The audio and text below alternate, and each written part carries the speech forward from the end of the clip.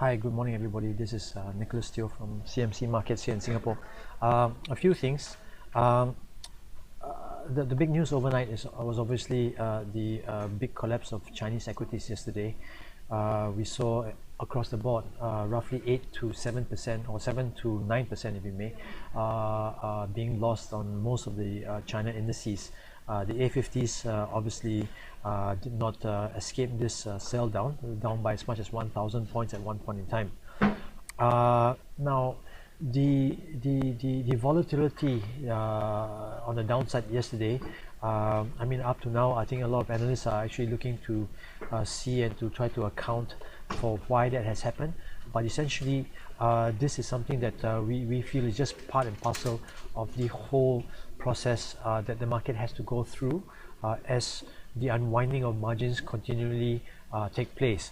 For the time being, we are actually advising clients to actually stay away from this and wait for a period of stability in the indices before we actually see any sort of active participation coming into this. And then there we have this move of 30% sell down met by almost 20% buy up, and yesterday we saw this big red candle down here. Today we might see some stabilization. At the end of the day, we may see this thing being tested once more, this low of 10,000 or so. A nice bounce out of this would be good. Ultimately would mean a double bottom, but it could also break. I mean, the key thing down here is this: there are many forces that I think the market will have to be aware of, forces that may include further intervention by the government, which I think will have to come in, because I think the government down there and the authorities down there will have the resources and has the resources and the will to actually come in to defend this. But from an investor or trader point of view, why go into something which could create you quite a bit of volatility along the way? Now, having said that, a few things I want to talk about. There is going to be ultimately potential down here for a risk-off sort of trade. Over the next few days or so, we will see, for example, this afternoon, we will see a US or rather UK GDP number coming out. Then the big one will be tomorrow night, or rather on Thursday night. The FOMC will be announcing their sort of decision for this July meeting. But even before that, we will see the GDP numbers for the US come out. So all these data points would trigger moves that would mean certain things for different instruments. But the key thing down here that everybody watches for is the return for normalization, i.e. will rates go back up in the US, and with that move, I mean, cause for other rates to go out across the rest of the world, essentially, because we have actually seen our markets in sort of a competitive easing stage. Now, key things to look at when that happens, key products that you may be able to look at and play. This is the chart of the S&P. The S&P over the last year or so, I mean year to date, has been actually trying very hard to break through to a new high and to actually recreate a new trend. But the thing is that every time it breaks through a new high like we see down here, it's met by an equally fierce sell down, here again and here again. And this suggests to me that I think the market just doesn't want to go up. Now the question is, will it then go down? Certain indicators down here suggest that it could, and we always need to find a trigger point for that. We could see a trigger in a Fed move, for example, on Thursday. If that happens, we are going to see a risk-off trade, and this thing might come down. Alternatively, a bounce up from here again represents that support is very strong, and we might see this being tested once more. Again, in most of my charts, I've always tried to look at some trigger points and what will cause a breakout. A breakout down here on the back of any normalization sort of fears would definitely bring much lower prices. This yellow line, incidentally, is also the 300-day moving average, which would normally mean good support, like we see down here. This bounced back up, and now we are seeing this being tested once more. Corporate earnings down there have not been great at all, and I think that's one of the reasons for this huge slide.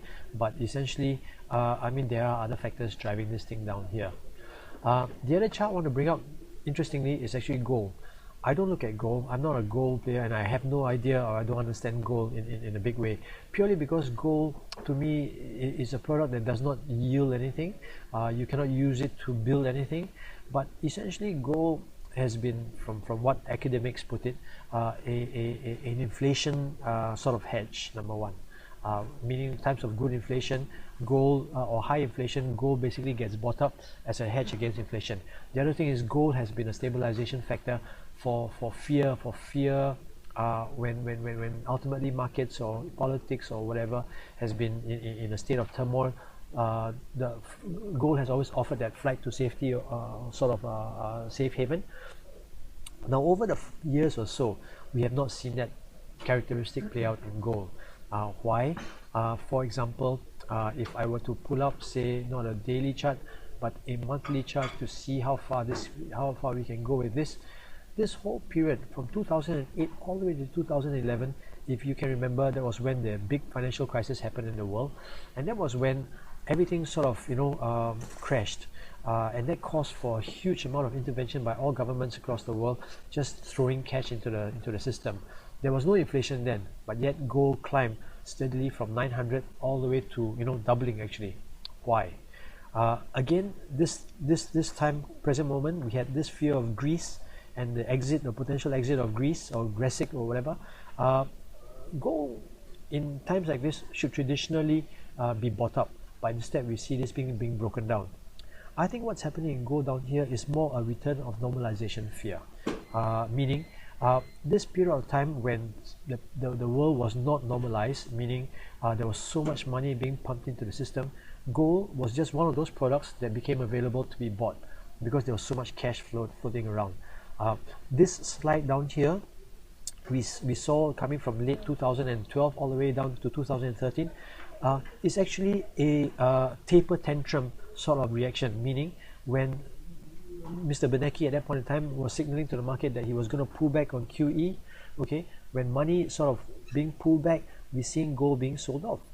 And it should have been the opposite way, because when money was being pulled back, it would have represented that inflation was going to set in, and inflation was going to set in. Gold, traditionally being a flight to inflation, or rather inflation hedge sort of a product, would normally go up. So watch this space.